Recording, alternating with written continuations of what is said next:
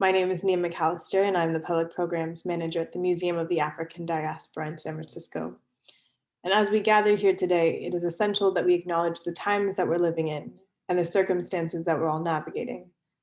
MoAD stands with Black Lives Matter in recognizing and condemning white supremacy and the ongoing violence against Black people. We honor and mourn the senseless murders of George Floyd, Breonna Taylor, Ahmaud Arbery, Tony McDade, Casey Goodson Jr., Patrick Warren Sr., Andre Hill, Dante Wright, Anthony Thompson Jr., Ma'Khia Bryant, and so many others who lost their lives in police brutality and racial injustice, including those whose names we do not know. We want to acknowledge that MoAD's commitment to racial justice is ongoing, and as such, we will continue to say these names, to hold space, and to honor these victims. I also want to acknowledge the lands that we're occupying. Though we're gathered virtually, many of us are settlers, immigrants, or descendants of those forcibly brought to this continent. And our institutions were founded on the exclusions and erasures of the indigenous peoples on whose lands we're located. It is with deep respect that MoAD acknowledges that even in virtual space, we here in what we call San Francisco and Oakland reside on unceded Chochenyo and Ramaytush Ohlone lands. And we thank these indigenous communities of the Bay Area and beyond who have stewarded this land throughout the generations. We encourage everyone to learn more about the native lands that you occupy by visiting nativeland.ca, which I will again share in the chat for all of you.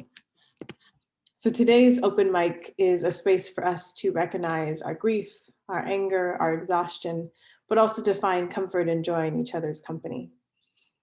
And so I encourage everyone to support each other in this space. It's of the utmost importance that we continue to always center respect, to continue amplifying Black voices. And that being said, open mics, are intimate, and so I want us in this virtual format to really support each other. And so, please, throughout the event, I do ask that only the speaker, the person who's sharing, comes off mute. I ask that everyone else remain on mute, but to please put words of affirmation in the chat.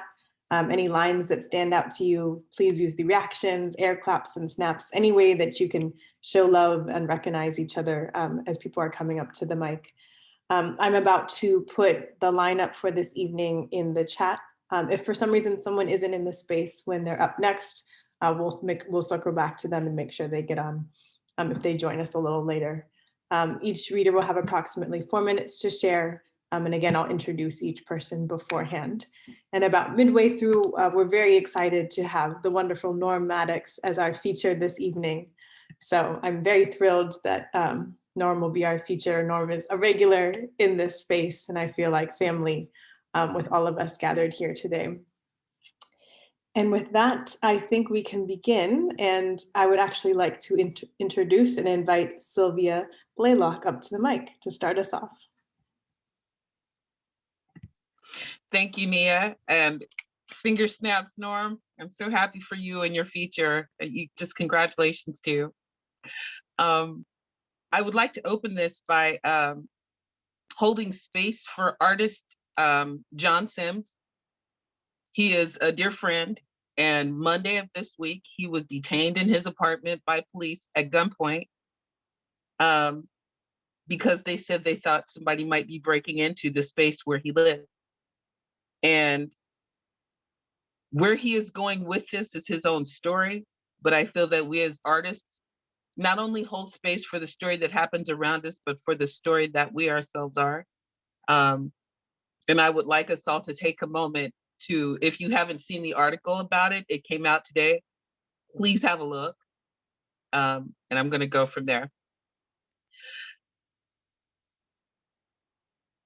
There is a sunrise happening with violet streaks of personal promise.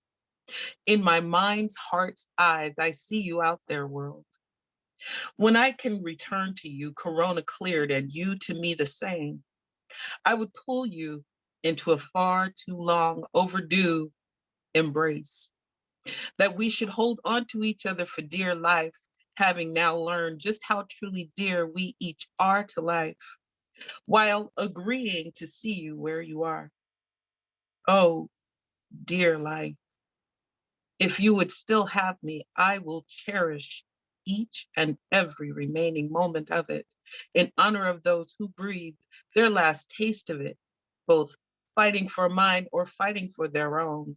And in thanks to those who fight even now, that I might have that next breath. And that is my Corona piece. Thank you.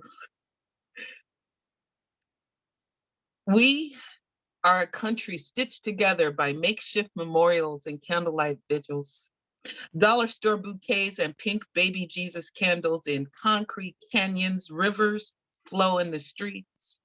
Chain link fences bedeck the shore with quick glue gun wreaths and 7-day candles rendered sacred by design. Whistling wails reverberate from them, now too sacred to clear. We are a chain stitch of prayer circles and solemn marches, backlit by flashbangs as viewed through tear gas clouds, taper candles in solo cups, and a little poured out for the homies, for the ancestors, for the fallen, and the all too many names. The masterpieces of this era will be drawn in chalk on sidewalks, painted on walls in memoriam, read, sang, shouted in tribute, and memorialized through the replication, forever separated from the artist who rendered death in tender testimony. Whether bullets, bare hands, cops, or another concerned citizen gone rogue, we are one Canva-created memorial program, from civil indifference with a side of thoughts and prayers. Little is sacrificed to collect the credit of caring, and the myth that there can be violence that is anything but senseless makes this episode of senseless violence hit with a sad familiarity. Good morning, heartache, and God bless the child. We gather here today to get through this thing called life. We fight to be cleverly quotable. We reverse image search to see who carried our devotion to IG. But blood does not wash out of concrete. Memes do not make themselves. And in the end, one less chance to live is lost. Strangers are woven together in grief the way nothing else can. Tears and beers are shared where no brotherhood could be called to bear. We are now a nation reborn in the as yet waxing glow of makeshift memorials and candlelight vigils. And that is that piece. I have one more, and it's personal. I wrote it for my Aunt Joni. My Aunt Joni passed away week before last, and I was called upon to write a poem for her memorial service by my family. I'm reading this, and I want to dedicate it not to my aunt, but to the poets. The gift that we have to create poetry in a time where we are all starting to address grief and grieving couldn't be better served than if we put our pens to the aid of people who can't find the words for their grief. And I invite you to do that for your families first. Okay, so this is Joni Rouge. When I think of home and those who made it so, those who love us into the belief in better, I am reminded that before us goes a treasured beauty, loved into creating a world that was better. 4 walls, a roof, windows, and a door. We are told a house is not a home when there's no one there. A house is forever a home when someone will always be there. Where you go, they go, and where you love, they love that you do. Rose gold woven through the memories, and where there is love, there is tomorrow's promise that God is always here. Home is indeed where the heart is, and the heart is where home is, and where your heart is, love will also be. And when that love is you, when you are the embodiment of God's love on someone who just wants you to know it, well, home is where you are, because where you are, they will always be, from Juliet to the bay, to her place beyond the stars. Home is where the rest truly is. Renewed, restored, reunited. in the heaven that awaits beyond the dawn, rose gold threads woven with practical wisdom. Those who celebrate a love beyond time, a life of simple joy and family, of faith and of principle, of prosperity and of purpose, and of all those things, the most sacred of family.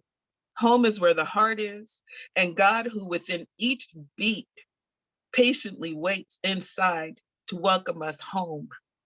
Welcome home, Auntie Joni. Thank you. Thank you so much, Sylvia, for all three of those pieces, but also for calling family into this space, for calling ancestors into this space. Thank you so much for sharing. Thank you. Next up, I would like to invite James Cagney up to the mic. Welcome, James. Hey, Nia, blessings to you. And blessings to everybody out there tonight. And blessings to Norm too. I've been studying in case there's a quiz later. This poem is called Personal Forest. I stood on the ledge of the bathroom sink, irritated, resolved. My mother's clippers, a growling chainsaw in my hand. I recalled my cousin, 7 years older, who humble bragged over the 3 pubic cords he found freshly minted falling through his fingers. When I lowered the curtain before the vaporous afro my body produced in the dark, he exploded in Tex Avery debris, all rubberized limbs, spring-loaded eyes. Then later, over a mouthful of Apple Jacks, diagnosed glands, maybe thyroid, something like that. Later that summer, when his older brother caught glimpse of the black lichen blurring the surface of my stomach, he pounced like an arachnid, twirling, testing, pruning with smiling white nails, demanding how, and as if any leftovers remained for him. No boys produced or generated as much body hair as I did. Not even my father, who every night watched my mother cure my preschool back and belly with a marinade of calamine and zinc. So, in the name of all the friends I would never make and the attention I did not want in the new junior high school showers, I sheared myself. Soft, curling fleece snowballed, tumbling down my stomach, spiraling silently into the still pond of the toilet. The clippers left chalk lines down my chest, scratch marks correcting a wrong answer. This was the first time I ever remember wanting to hide part of myself. I wanted to be nondescript like the others, clean, natural, invisible. Thank you, guys. Blessings to you. Thank you, James. Wow, what a piece. Each time I hear your work, I'm excited to hear more. So, and which is the perfect segue because James will be our feature on June 3rd. So I encourage everyone to come back for James's feature. With that, I would like to introduce Nia Ryan. Welcome up to the mic. Good evening, everybody. I'm really happy to be back. This poem that I wrote is called Scream. And I wrote this after a 2-year breakup where there was physical abuse and feeling like there was a part of me that was suppressed for a long time. So I'm just gonna share it with you.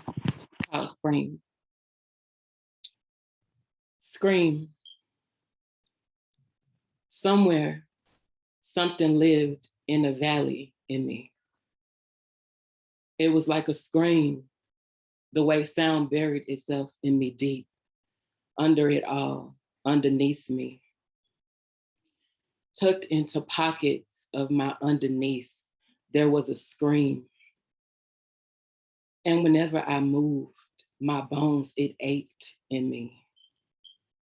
And whenever I moved to breathe, there was pain in me. Living in my heart, rent-free, was the bitter angry. Let me not knock that. That's me. Pain pulsing through my vein like the blood before it turned cold. There was a scream in me. I thought I might die with that thing buried inside me, but today I think it decided it wanted to be free. So deep within the bowel of me, something tinged with glee, poisoned by sin, came deep from within, and when it came, I remembered. I remember I was somebody before the scream got caught up in me. Thank God it set itself free. That's it. Thank y'all for sharing your work. Have a good night. Thank you, Nia, for sharing that piece and just the vulnerability of coming up and sharing your experience, and I appreciate it. Thank you. Next up, I would like to invite Sarai Bordeaux. Welcome, Sarai. Hi, everybody. I wrote this poem. Yeva had facilitated a Ruslan workshop, and this is the poem I wrote over there.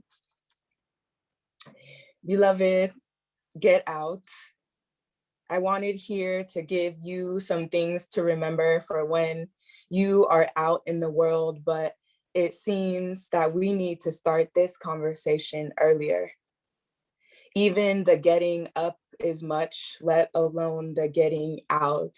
Even still, I need you to remember that tasks take more than one day to complete, more than one time to remember what we are up against. Remember the secret planning, the waiting, the seeking and sewing that was done before master showed up dead over his dinner plate.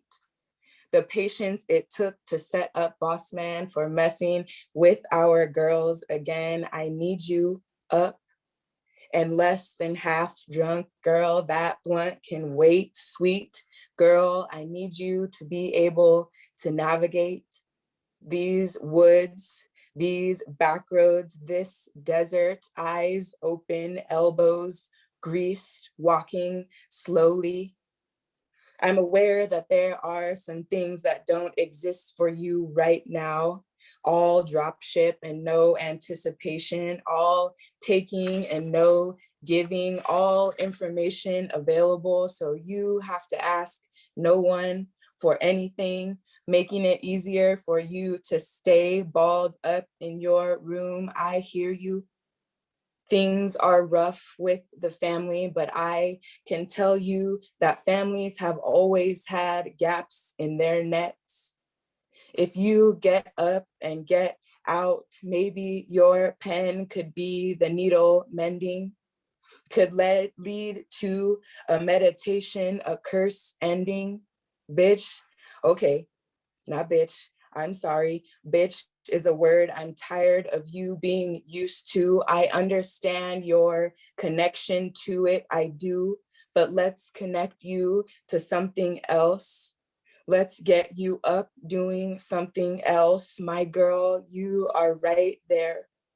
And there's no need to take your skeletons with you. Leave your bag of bones alone. I give you permission because I know that's what you would never give yourself.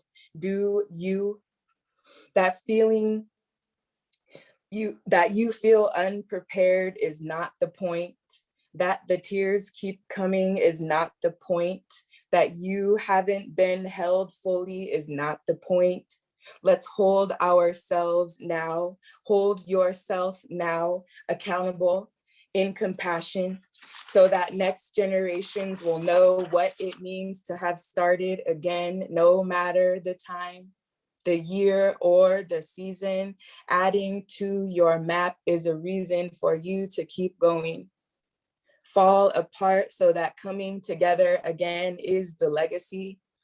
The victory is in the getting up, not just again, but after the last time being knocked down was a possibility. You not knowing what to do only means the path is what you make it.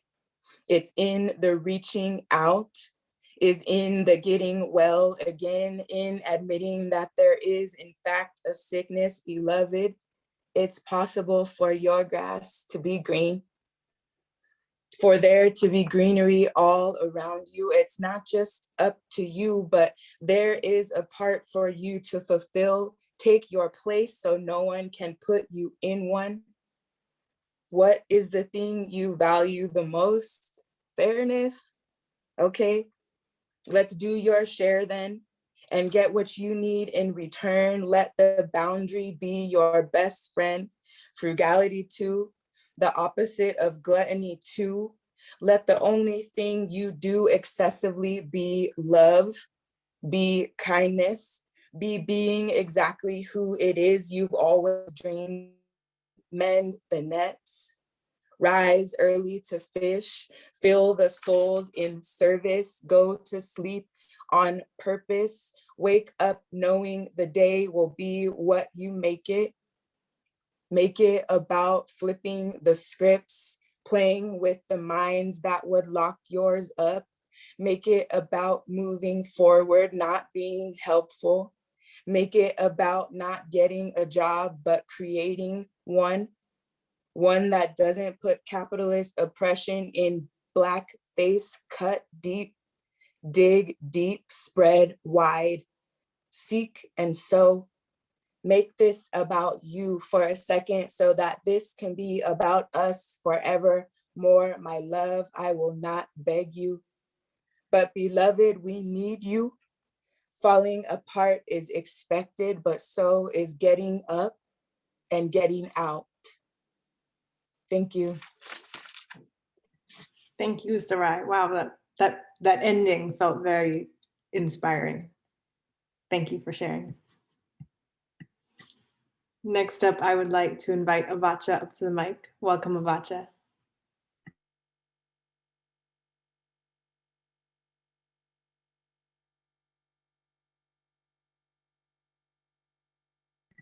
I think Avacha is here.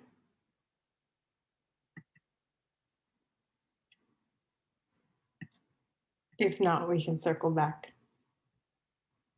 I see Avacha's screen.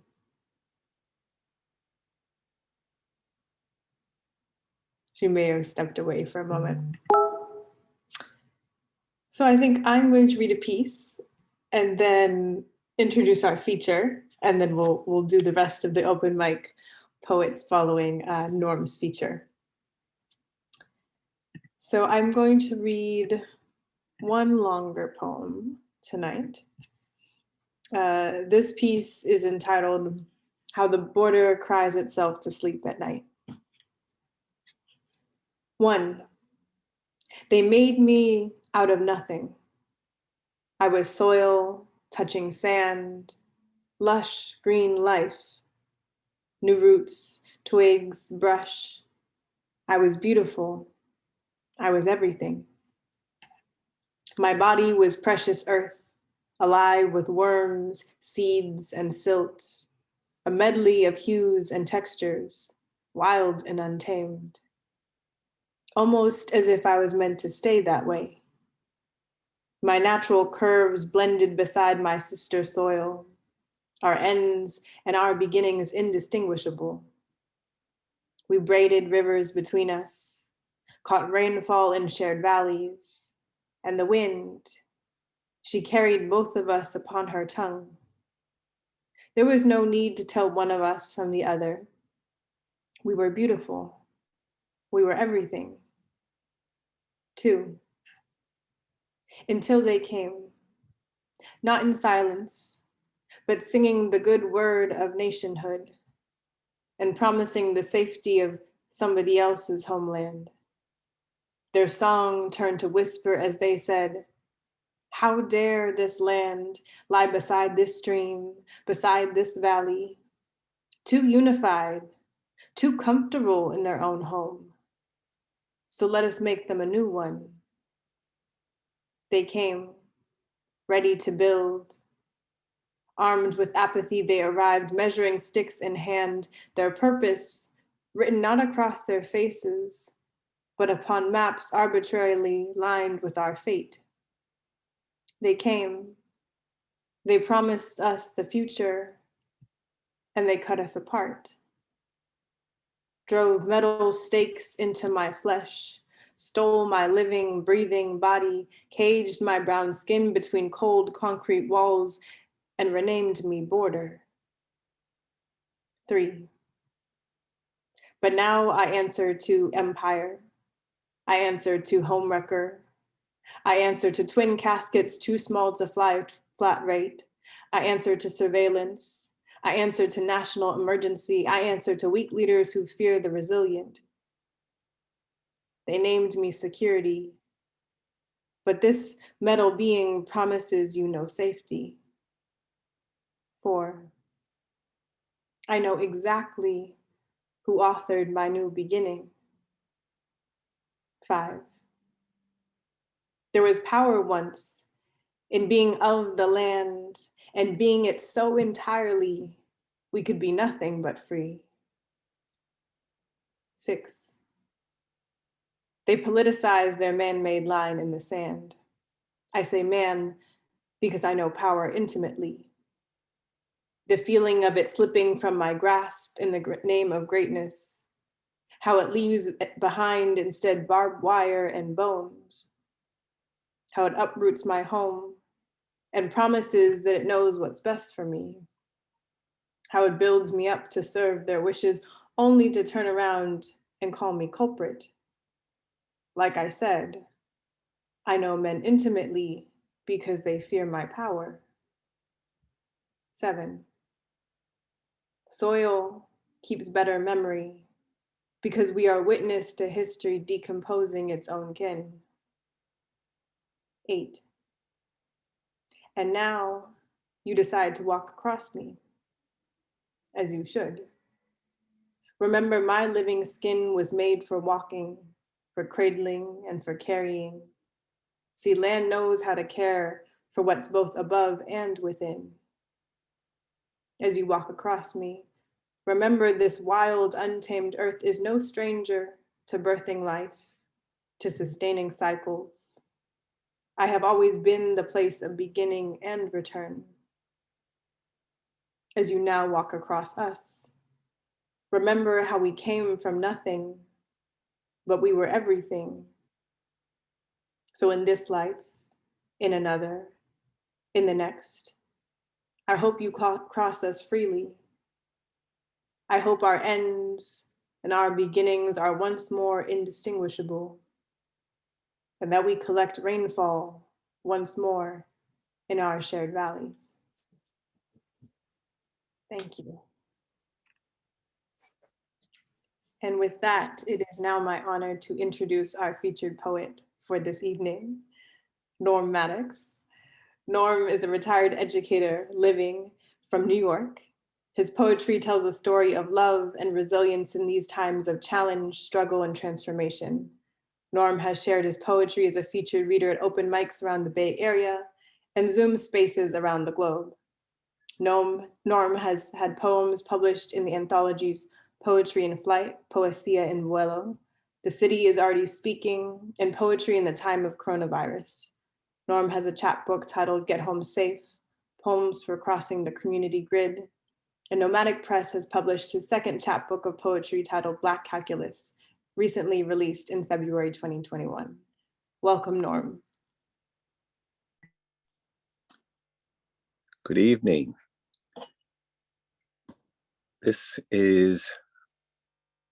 I'm speechless, but that's not why you asked me to come here this evening. So with that in mind, thank you so much, Nia and Museum of the African Diaspora for holding this space for me and the other artists that come through here. Like Nia was mentioning, this feels like a home space. I'm going to start with an epigraph. This is called An Alien. African American, never both, always neither. So the first couple of poems will be coming from Get Home Safe. I'm gonna start with this one here. Shadows coming out of the dark ages. Brother, brother, brother, what's going on? Sister, sister, sister, what's happening? Same questions from back in the day. Same answers after all these years. No solutions coming out of that babble. Just some self-serving, distracting noise. Propaganda, moving lips, sinking lives to the background of reality. Be careful when the shadow becomes greater than the object. What will we see when the shadow hits the light between the diodes, knocks it to its knees? Is that what an eclipse feels like? When the light from here to the horizon is filled with shadows? Things heretofore unseen, now seen. Not coming out of the shadows, not coming into the light, just seen all the more. Knocks perceptions out of straight, comfortable, make sense lines. Imagine the trouble our lexicon will have when different speakers gag on the rush of bile coming up, filling their throats and mouths with the inequality of minority and majority. Can't reconcile your equity checkbook this time or ever again, the way minority has been written off and miscalculated. Out of the shadows, same old fears, seen in a different light. No need for sunglasses when the shadows dominate the light. We don't want to blind you. We just want you to see. Next piece. Ain't nothing new. An outrage, an unexpected death in the family. Sympathizers tearing their hair out, shredding, rendering garments to rags, mourning out loud, wailing in grief. Continue the miserable suffering so no one else will have to feel it ever again. That was over 2,000 years ago. In some other place, some other tribe. The same self-destruction, because you are the one left behind, living the outrage and pain over and over and over. No power to return the unjustly dead to life. No justice for the unjustly killed. System is working, just not for us. Here we are, one more, never again. No time to get over the pain before it strikes again, while you're still numb and senseless from the last one, which of course wasn't the last one. Which one was that? I lost count. You will stop me from burning your stores down, catch a rubber bullet in your teeth, ruin your smile forever. You won't stop me from burning my house down, will help me throw gasoline on my rage, let me burn down the community that didn't even own the village. Just another way to alienate me, make me feel like an alien, and hope I get the message, go to that some other place. In the meanwhile, another uncalculated, unfortunate encounter, yet pivotal to the plan, for we are not to be comfortable or safe in our only refuge, community. Displaced from here, always unwelcome there. Same result, unjustly killed, outraged, and the fires of injustice burn our communities down.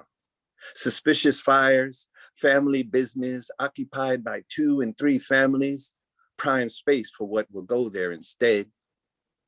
Communities of families lost in spaces, not even their homes, and displaced from there. Insurance pays the owner to sell. The gluttonous developers move in with plans that do not include you or the ones that look like me. Soon, and not long ago, there will be only our bones left to burn, stoking the fires, ashes that will cleanse the past like books thrown on a pyre. Yo, watcha. Next piece. Righteous. Why does oppression always roll downhill? Is there a hierarchy in oppression? Does the oppressor not suffer unconsciously because of the injury perpetuated on humanity that they are part of? Apart from the fact that we want the oppressor to know why they are about to suffer, we delight over their suffering, all the while losing contact with our own humanity. We are right, and our actions are righteous. We have been wronged. Does that make any of our actions justified and righteous? Or just flawed in our humanity? Never asking if our righteous revenge makes us righteous oppressors.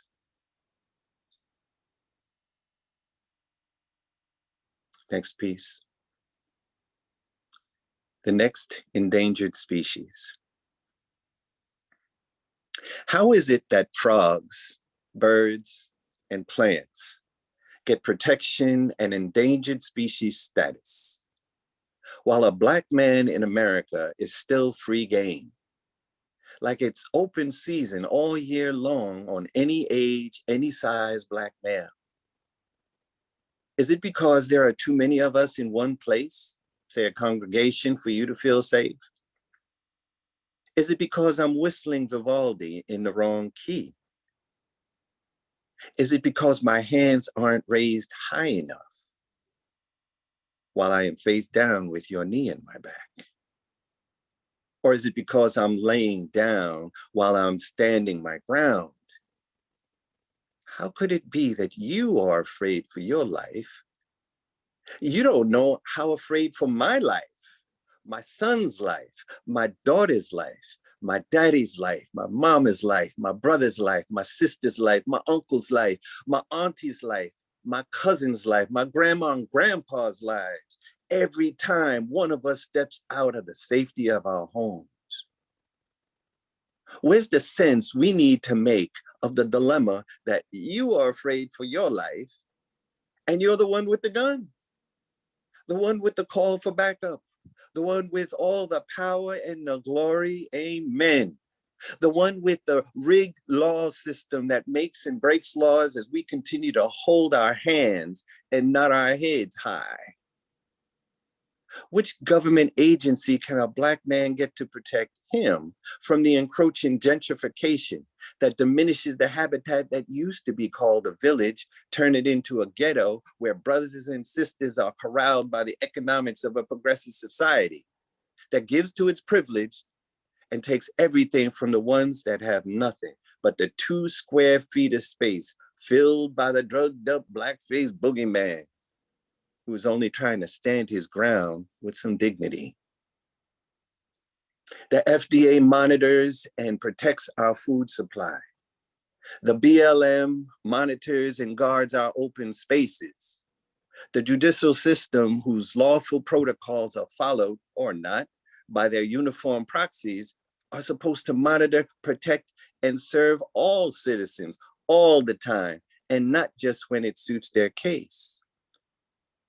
Who will monitor and protect the Black community against the armed, racist, fearful guardians of order, security, and peace that feels threatened by perpetrators with imaginary guns sprouting out of their cold, dead fingers? The numbers of free Black males are dwindling in spite of Bro Prez in the White House, because of brother in the White House, no matter. We dare not wait for the endangered species status that will make all Black males with numbered ear tags, not earrings, and a GPS chip inserted all up in their grill to track movements through time and space and not to another planet yet. So I'm moving now into Black calculus. And this piece is to all of the artists and the poets that inspire, create, challenge. This piece is called Don't Spare Me. You walk barefoot, close to your edges, razor blades, gangplanks, and cliffs. The abyss calls your name, inviting the flight of life, offering a falling death. A two-way mirror fogged by pipe dream martyrdom, looking at the place that would swallow your drowning footsteps whole, leaving no trace of ever being present, never existing, black hole, not even a witness in your absence, not even a memory to be forgotten. Why bother take the next breath unless it is filled with fire, passion for sharing the experience of healing wounds caused by loving too much? Go there. Love healing is regenerating, recreating, reincarnating, rebirthing, reborning anew. Unknown to thyself, a gift of purpose. Next piece. This piece holds the title of that latest chapbook. This is called Necrojebra. Black calculus number 1. How many faces must I wear to be safe in the eyes of those without the melanin, making us other? Do I smile with teeth, or will it be mistaken for a sneer? Do I have to walk in the middle of the street whistling Dixie, or can I walk on the same sidewalk asking myself if it's safe? Black calculus number 2. How hard do I have to work to be visible in your systems? Walking into the school system, I work twice as hard to be noticed, which makes me twice as smart and still invisible. I have to run 3 times as fast because I was born left behind at the back of the line, because I will always be Black. Black calculus number 3. Where in the world can I be whole when your systems measure me based on your flaws and standards? I never measure up. I am always reduced to simplest form, like numerators and denominators divided by a common factor. I am as human in you as you, and yet patriarchy tells me, do as I say, not as I do. Black calculus number 4. A tsunami of variables, the non-white, the non-male, and the others, drowning in servitude, feeding the privileged, starving the others, barely surviving while the not others are thriving. Black calculus number 5. How do you reconcile abundance with a constant of inequity? Why does a wealth of resources never meet the needs of the greedy and never ever meet the needs of the needy? Black calculus number 6.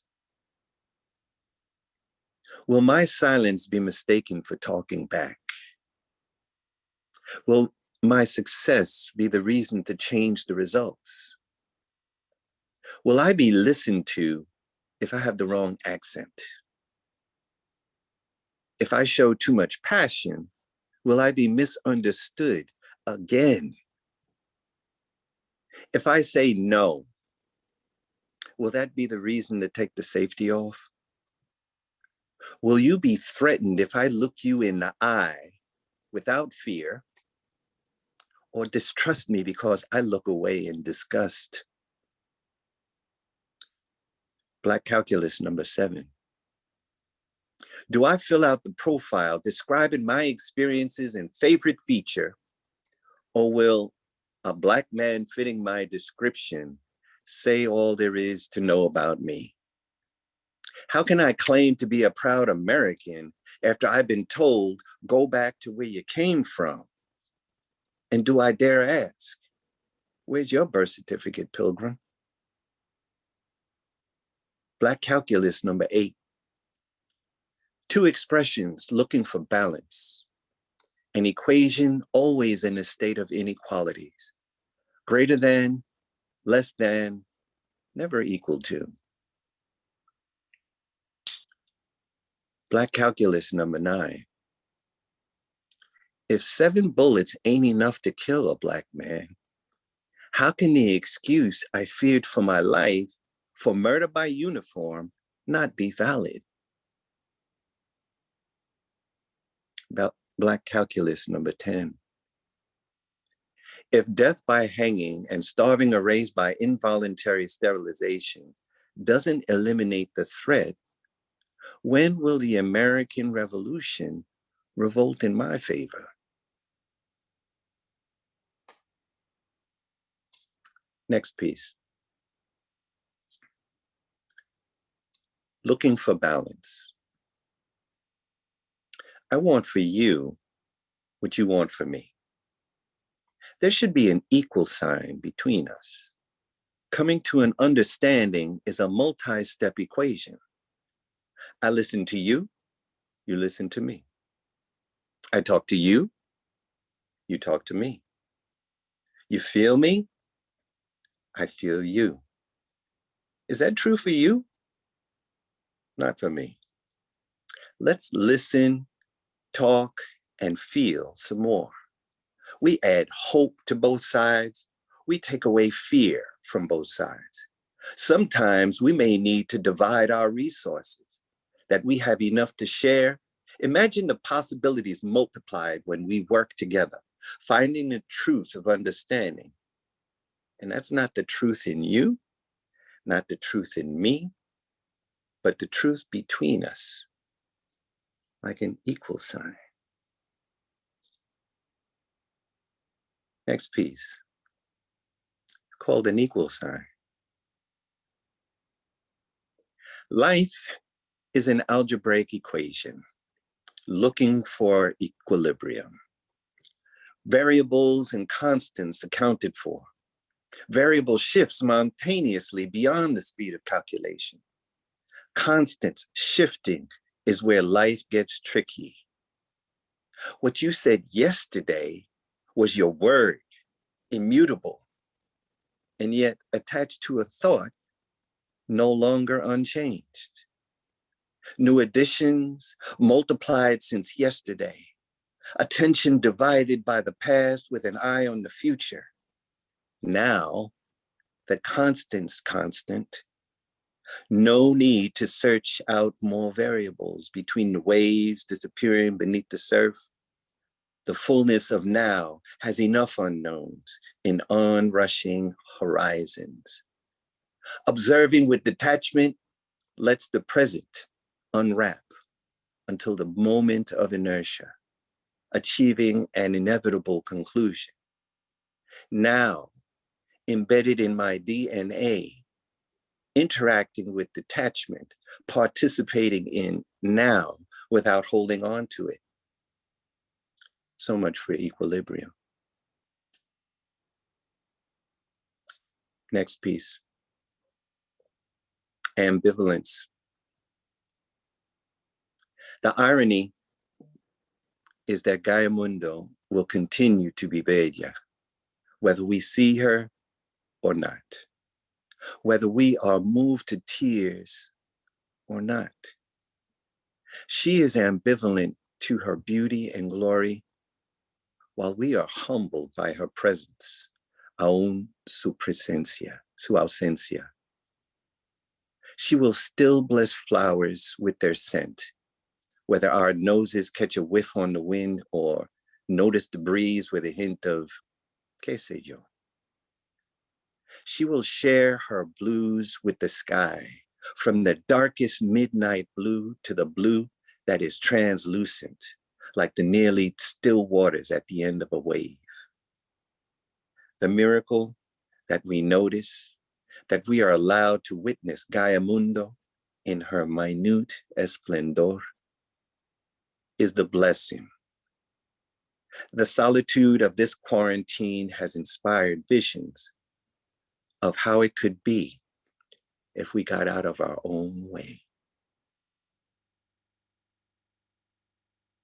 Next piece. Inner verse.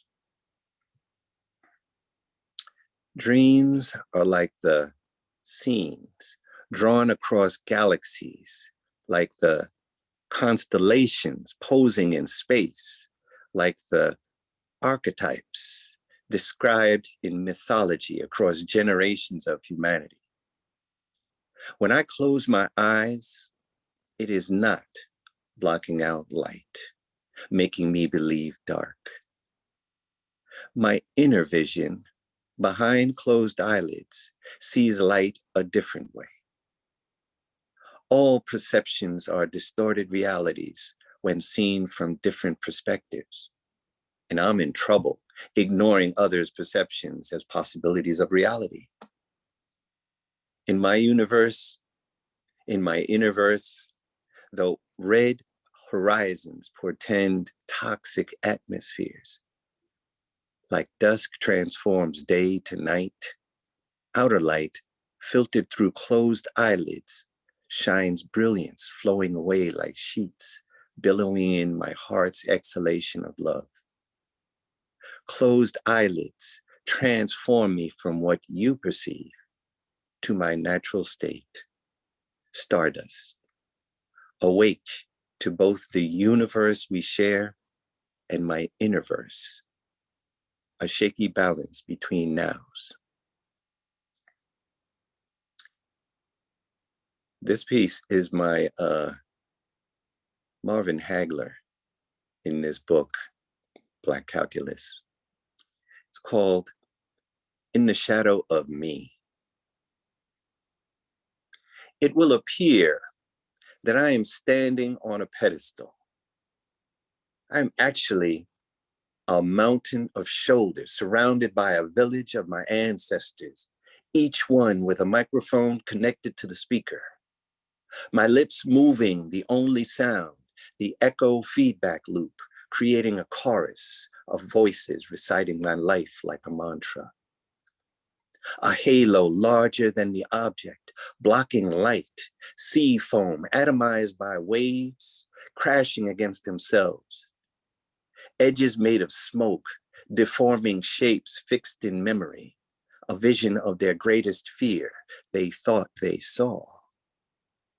All they see is shade, hiding behind a mirage. They thought I had a gun, reaching for a loaded cone to blow my own brains out. They asked for ID, hoping that I reach for it so they can be afraid for their lives. A silhouette of every Black man fitting the description that has been stopped, frisked, questioned, and murdered by accident. A perforated surface mistaken for pores. Actual bullet holes, too many to count. An ecosystem beyond mind, where I can pay attention to an infrared image. Don't see both feet on fire, burning up my legs while I'm standing in this hell. A shape with edges, showing stretch marks between an expanding dream and a vessel deflating like a balloon, with heaven escaping through the multiple gunshot wounds. A vision of hope, shredded beyond recognition. Another martyr recycled into the ancestor bin. A soup of tears mixed with bones and ashes, simmered in hope over a low flame for generation. chunks of soul boiled in molasses and bitter herbs, a sancocho of rock soup, a mainstay on the menu served as chef's delight with an unearthly sazon. An uprooted life, returning to roots, nourished by Gaia Mundo, calibrating the river channel's flow to feed my tree of life, all the xylem and phloem my branches require to sustain a full canopy. And this piece is not in any of those books. This is one of those post-pandemic, maybe. Before all this happened, I was going to meet up with you by the fountain in the park, hug you where you could hug me back in public, feeling the cool flesh, your earlobe, glancing my pursed lips, kissing that warm hollow behind your pierced ear. Was going to see you at point blank range, close enough to inhale your musk, rising between our spaces, warm curves, moving mountains, irresistible currents to dive into, indifferent to potential drowning. Was not dreaming of a pixelated facsimile on a cold screen, made believe to be seen, stuck in a two-dimensional aisle sitting adjacent to you. I was going to feel the shimmer in your eyes, the telescopic vista across my inner verse, where only I can look.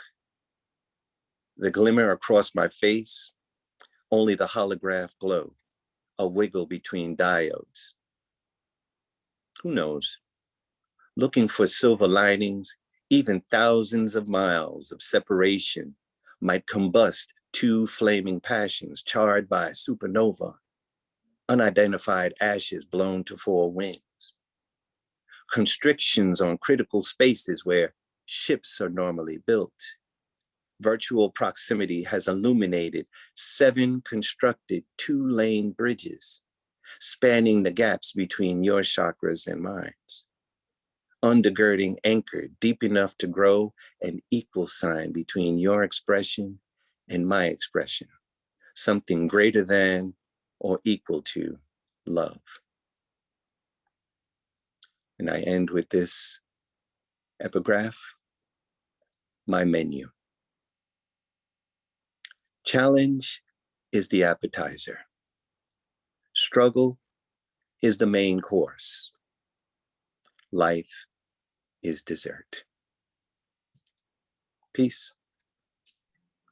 Wow, thank you so much, Norm, for that beautiful, beautiful set of poetry. It's literally such a treat just to get to hear you read more than your handful of poems that you normally get to read. And I was having fun reading along to some of your pieces from Black Calculus, and it's a joy each time getting to hear them, and specifically hear them in your voice. So thank you very much for sharing yourself and sharing your poetry in this space with all of us. Thank you so much for the opportunity. And I look forward to hearing more of the poets that are coming up next. Thank you again. And always before I let our features go, I do ask if there's any ways people can continue to support you, to see more of your work beyond buying this book, which I'll again put the link to in the chat with Nomadic Press. But any ways people can continue to be engaged with your work, we would love to hear. As a matter of fact, if there's anybody that's interested in this one here, Get Home Safe, please don't go to Amazon and pay them no more money. Send your address to my mathematics Gmail, and you can pay me Venmo and I can send you the book. So mathematics@gmail.com. That's mathematics like my name. And that'll do. Great. Thank you, Norm. I encourage everyone to get your books. No, not with 2 Ds, with 2 Ts. Mathematics, mathmattox@gmail.com. Thank you. There we go. Thanks, Tarita. Wonderful. Well, we're going to continue our evening of poetry with the second half of our open mic lineup. So I would like to invite Raymond Nat Turner up to the mic to start us off. Okay. Greetings, folks, and everyone. Hope everyone is well and working well and keeping safe and all that good stuff. I got a couple short pieces. The first is entitled Herd Impunity, rather.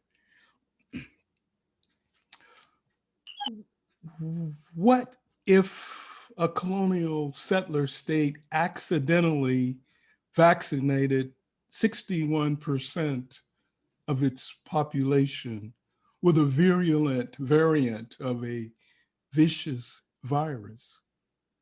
What if that virus was a WMD 3 Reich Redo 2 Blut und Buten colonial settler thug blood and soil transmitted pathogen? What if people tried masking, double masking, triple masking, quadruple masking, quintuple masking, but the only mask that worked was the Hannibal Lecter mask of aircraft steel? What if it could be contact traced back to Wounded Knee, Horse Canyon, Upper Station, Bear River, Oak Run, Sand Creek, Mud Lake, Chicago, Philadelphia, DC, Dallas, Atlanta, Rosewood, Tulsa, Treblinka, Buchenwald, Auschwitz?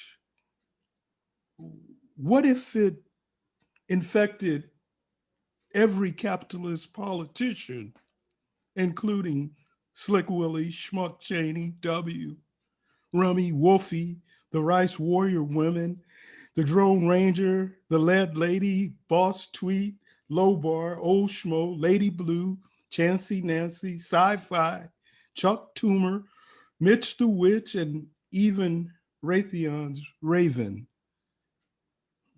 What if some of its symptoms included lockjaw among left liberal media academy circles and Tourette's on the ground? The only good Indian is a dead Indian. Lynch the N-words, death to Arabs, and Jews will not replace us. And then the second piece is a tribute to a jazz bassist that just recently checked out, a jazz master bassist by the name of Jeff Chambers. And he was a longtime fixture in the Bay Area, but he was internationally known and revered. So it's called GQ, as in Gentleman Quarterly, Jeff Chambers.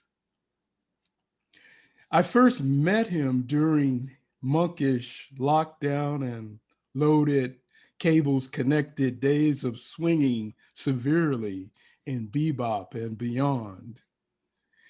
In the line of duty, Donald Duck Bailey introduced me to GQ Jeff Chambers. I dubbed him GQ Jeff Chambers because every time he hit the stage, he was G'd up, looking like he'd walked off Nordstrom's rack through the men's warehouse window. Though flashy footnotes to sartorial statements never made the stage, shoeless feet throbbed in melodic rivers flowing beneath Blanton brown bridges, bridging rhythm, hooking harmony, rooted in his Pettiford impregnated prayer rug, rooted in the ritual that enabled him to lock it in the pocket and rock it. His burgundy brown babies laying on her side. Her slender neck beckons. F-holes pointing south of the border to Tijuana PSA levels north of Hubbard high seas, kidney function at the very bottom of her range.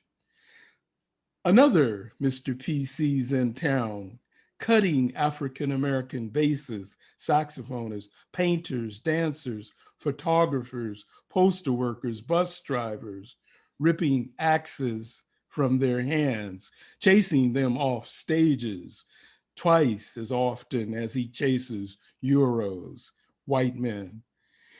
Another PC's in town, taking out African-American men whose universal single payer, everyone on, no one off, Medicare for all is GoFundMe, Oasis of Hope, Tijuana, Mexico, while 3.8 billion worth of hospital bombing, doctor killing metastasizes every 2 to 4 years.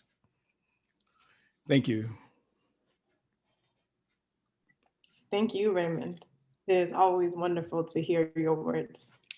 Thank you. Next up, I would like to invite Robert Zachary. Welcome. Thank you. I have 3 short poems, and the first 2 I wrote in the mid-70s while in the military in Germany, and one after I left the military and was at the University of Heidelberg, Germany. And it was written, the first one was written after a mind-blowing incident in the military when a gun was drawn on me in 1971 for not giving up. Some of you will know this. Around my age, we used to give up the long dap and take about 5 minutes to do so with each person in line. And a fellow soldier actually pulled a gun on me, and he was discharged from the military, and I was privileged to be transferred with audition to the 7th Army Corps. All day long, they kill us, take away our lives, break down hopes within our longing hearts. Willingly, we accept, for they come not in bunches or to murder us in droves, but through mind games, making us hate ourselves, our history, and our culture too, knocking off one and one, making two, making and making and making. Then grief covers us. Heartbreaks become our center, with complaints on lip service, but without action, within, without. What you gonna do, brother, sister? Things meeting us. What you gonna do? We worked to tell you this only yesterday night. We tried to tell you this only yesterday night. The next one is The River Waited. Just a moment.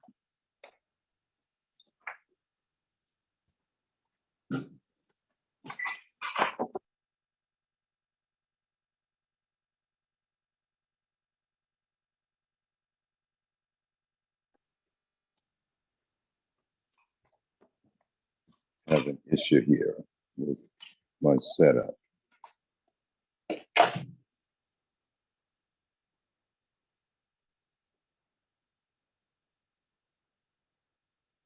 The river waited.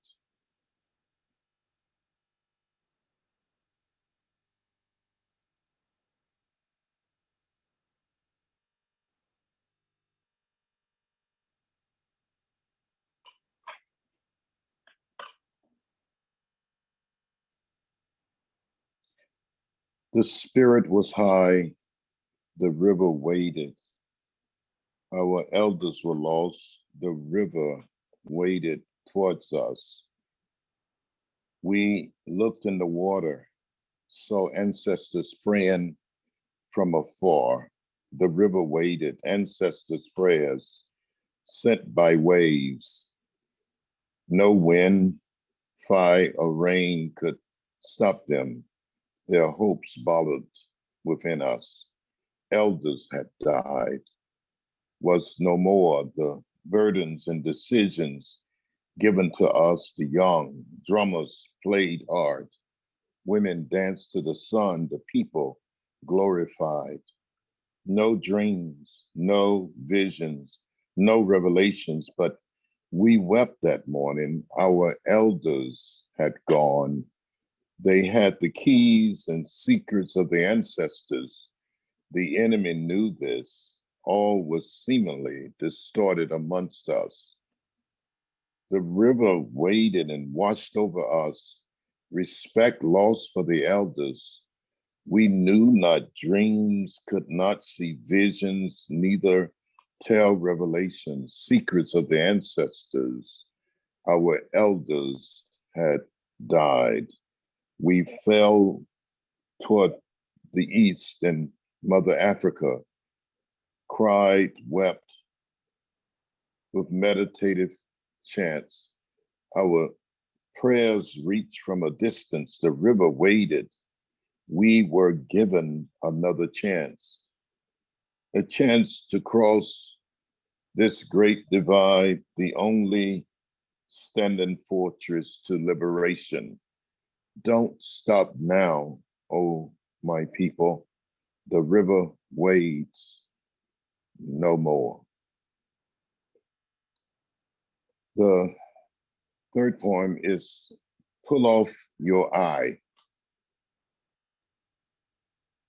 Pull off your eye, undress your ego, allow sunshine on your nakedness without fear, and return to a space, a place of love, return to love. That an immersion connection emerged between us and our power return amongst us. We get our power back. Yes, we shall be individually a collective of power beings, receiving our power back, given going forward. Pull off your eye, I say, unleash it, evolve into centerfold of a third eye being. Let go of this I, and me. Wrap it safely into the we community and doggone live. Allow individual to die, and alive death incognito of the true self. Bring forth your third eye into the knowing awakening, the creation and the greatness of who you be, who you are, we are, you be, we be, and let the sun shine in. Let the sun bake our eyes into a solidified wholeness. We's and us's all one. We let the sun shine in. Pull off your eye. Thank you. Thank you for all three of those pieces and for sharing your stories as well. Appreciate hearing those. Thank you. Next up, I would like to invite Avacha up to the mic. Welcome, Avacha.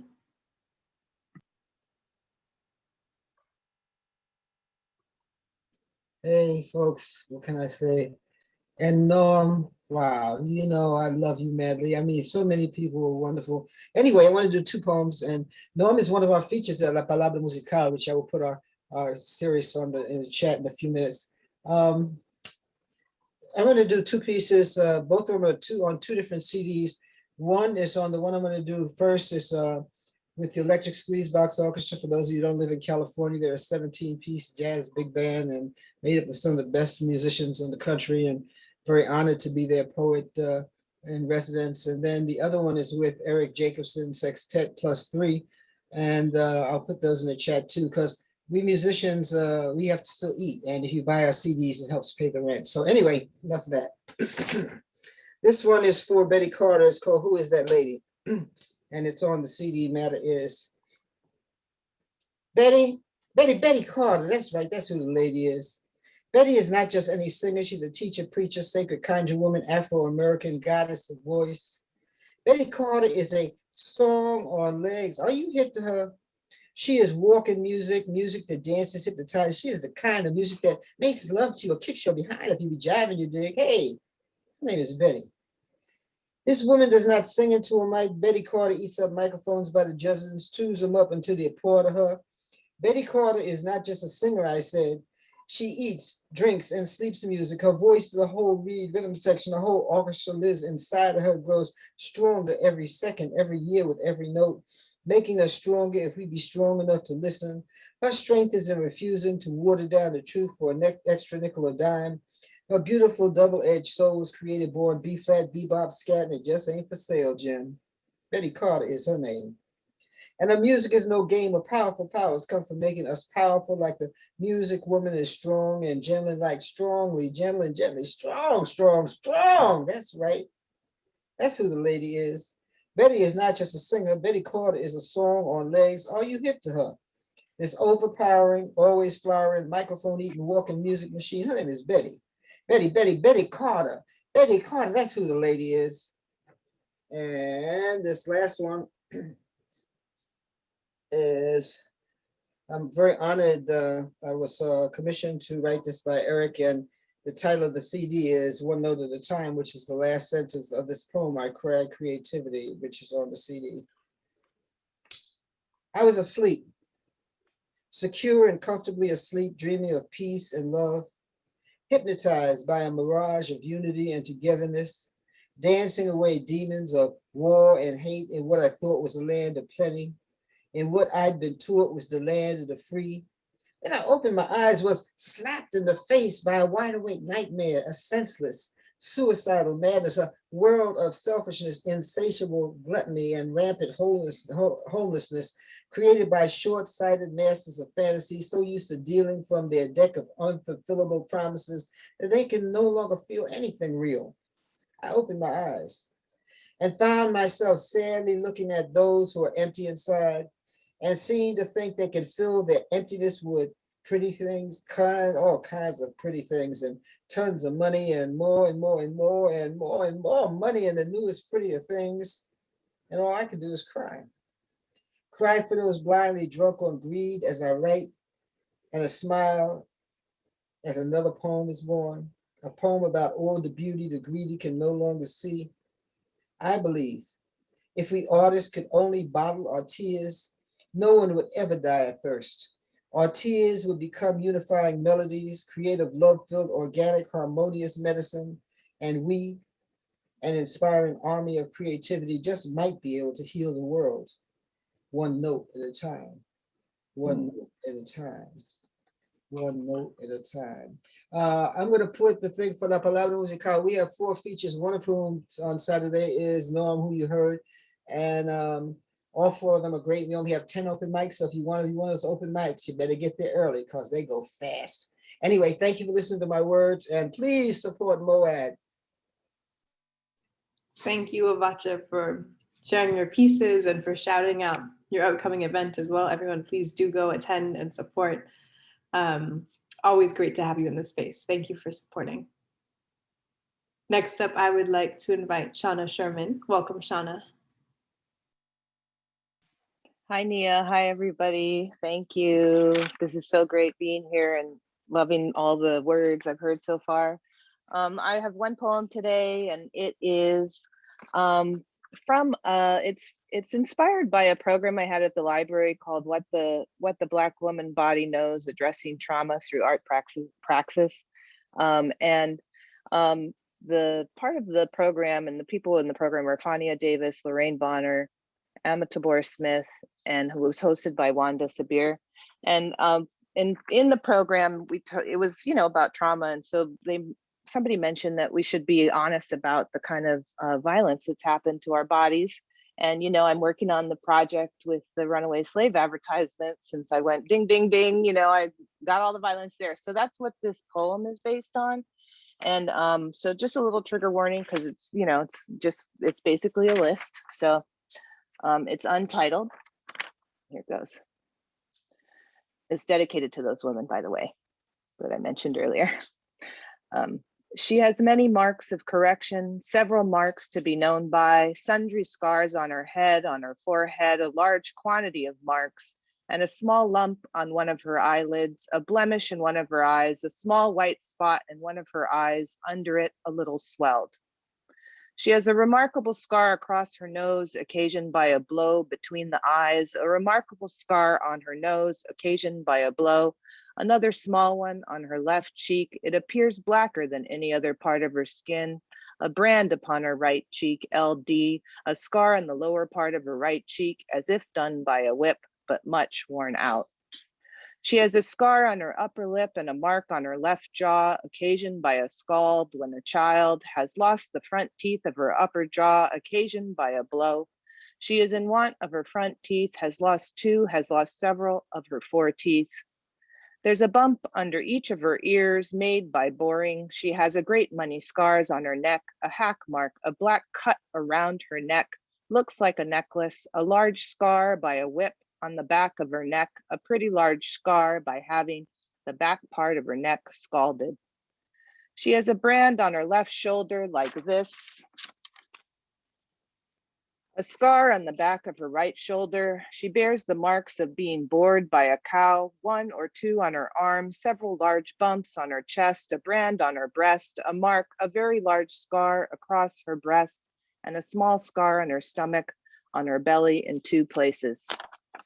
There's this large scar near one of her elbows, cut with a sickle between left elbow and wrist, a lump on the outside of one of her hands, a scar on the side of one of her hands, on her wrist, a small wen, a lump raised on the wrist of her left hand, 3 fingers on her right hand, contracted by a burn, the 3rd finger on her left hand, hurt and stiff, the middle finger without the upper joint. She has a large scar on each side of her legs caused by old ulcers, a swelled leg with a sore open, a scar the shape of a tobacco pipe on her left thigh, her right knee inching inward, seems as if it had been broke, and the sinews of her left foot contracted, occasioned by a scald when a child, having the big toe of her right foot cut off when a child, 3 or 4 of her toes almost off when a child. And she walks a little lame. She limps in her walk a little, and she walks very lame in her left leg as she walks. Her back straight will show the marks as she walks. Her back straight will show the marks. Thank you. Wow, thank you, Shauna. I really appreciate how you always build off of the projects that you're working on and sharing these new pieces. So thank you very much. Next up, I would like to invite Aquila Lewis-Ross. Welcome back. Hey, how you doing, Nia? Hey, everybody. To be back, I am working with a group of writers, mothers who are in a class that's called Writing Motherhood. And I'm also sharing a little bit, going deeper into I guess, realness of motherhood. And one of my favorite type of poetry is a phrastic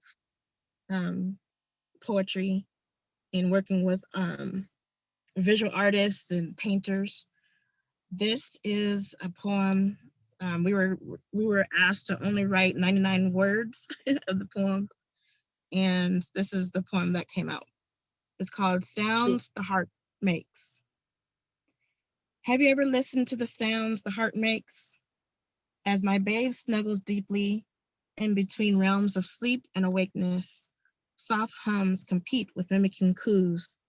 She was the first to hear the music, like dancing notes on the page. An awaiting orchestra softly plays a lullaby, a forgotten powerful vibration, heard first in the womb. This is love. First loves have completed their cycle. And then this is another one that, see if I can share with you all. Mother Earth is still bleeding. I haven't finished it, but I'm going to finish it soon. When Cain first spilled Abel's blood upon the earth, no one knew just how much the overflow. It's overflowing still. The levees broke some time ago. The sons and daughters of Cain are at it again. Year after year, blood spills into streams. Don't you hear the screams? And let's see, I might, uh-oh.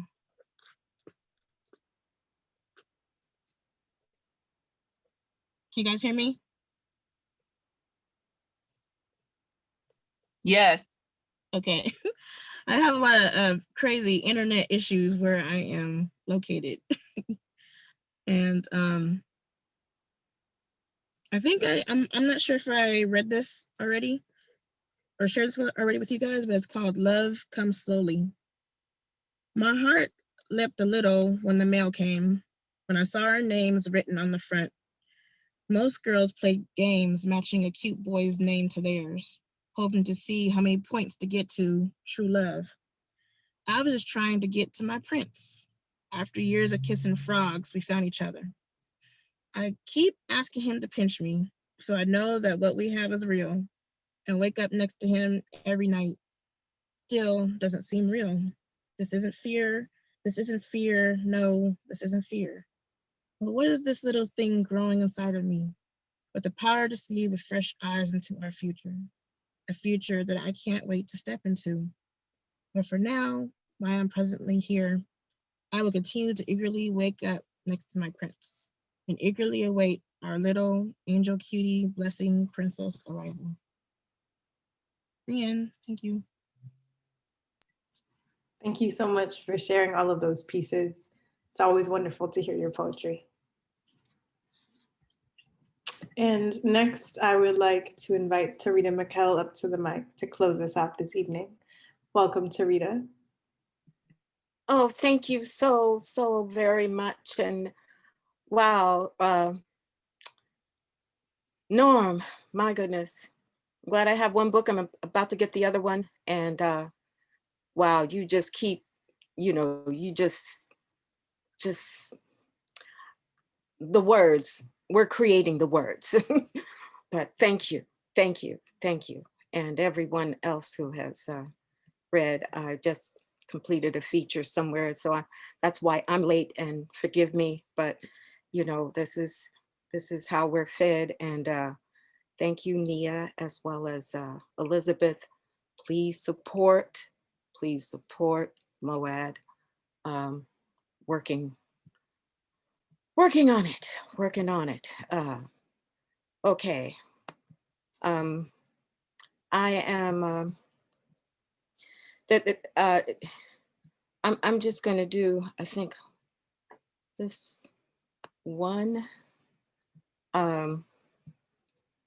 There's so much going on, and the details of what's going on in Palestine, and listening to the radio, because I can't take the news, I don't watch television, but listening to what they are not saying that caused the disruption. They never speak of cause.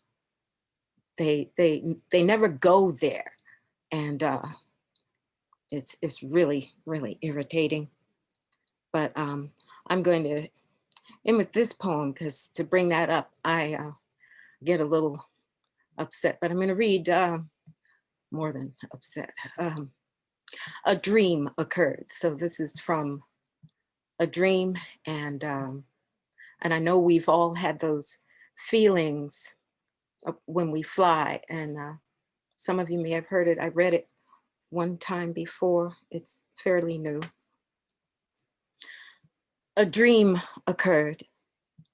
Winds caressing face, ascending invisible stage, obscure plot. How did I arrive? Who am I so high, overseeing Golden Gate, pass into bay from Pacific emerald embrace of landmass, blush jade, olive, sandalwood, cliffs, panoramic, 360, insist I fly east from azure blue skies. Who am I? Breeze humming, tunneling through olfactory orifices, surfing, serving, salt, water, mist, emboldened lung, enlist aliveness, dawn's wings soaring, worlds unseen, knocking at entries, heralding symphony, excited by all there ever was and will be facing me. Who am I? At phase, rushing to engage, ears adhering to celestial choir spheres, this mystery. What are they singing? Who am I? Why am I here, approaching luminous gold atmosphere that disappears to reappear? Cousin of teapot ritual, investments seize, time, interest, beat, synchronous heart, clothes, repeat, rest, trust your seat. Spirits, spirals, arc, how great thou art. The conquest, yes. New moon's flight into light, a bird's feather mounts together. Who, who, who, who, who.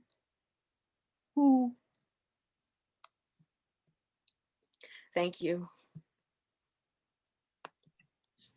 Thank you, Tarita. I feel like that was the perfect piece to close us out this evening. I'm still taking it in, but thank you so much for sharing that piece and for Zoom hopping this evening between all of your poetry events. Thank you. Right. Thank you. Thank you. Thank you so much. And don't forget, everyone, I'm taking this tip from Vacha to remind everybody to support and support, yes, Musical. It's coming up this Saturday. Is it this Saturday? I think it is this Saturday, yeah. Wow. Thank you so much for the reminder, for reading. I want to thank all of our readers for this evening. I want to thank Norm for that incredible feature. This really, truly was just such an uplifting evening, sharing this space with all of you. So I encourage you to continue coming to these events. Again, it's a series. Our own James Cagney will be our feature on June 3rd in 2 weeks. So save the date, sign up to get on the lineup. I hope I see all of you then. And as Tarita and Avacha so wonderfully reminded everyone, if you are able to support the museum, we do appreciate that. If you're able to financially give to the museum, we take donations through our website, which is MoAD SF. We also have an option to donate through your phone. You can do so by texting the number 56512 and typing MoAD SF. And we do have a short program survey as well that we encourage you to fill out. It's just a few questions, but it really helps us know what programs our audiences want to see and how to support all of you. So please, if you are able to do both of those things, we do appreciate that. And I hope all of you have a good rest of your evening, wherever you may be at. And I hope to see you all in a couple weeks. Take care. Thank you, everybody. Thank Norm, you. Yay. Everyone. Yes, Norm, about look at your Facebook messages. I want you on my radio program tomorrow to push the gig on Saturday. okay. I'll put my You- number you- in there, okay? Where are you sending that to, Vacha? Facebook messages. Okay, I'll go there. Thank you, baby. Thank you. Great everyone. feature, Norm. Thank you, Sylvia. Yes. Thank you. Over here holding up my book. Now I have to get another one. So I see you. Yes, everyone go buy Norm's books too. Yes. Yes. Get your Yeah. copies. Yeah, get your copy. As a matter of fact.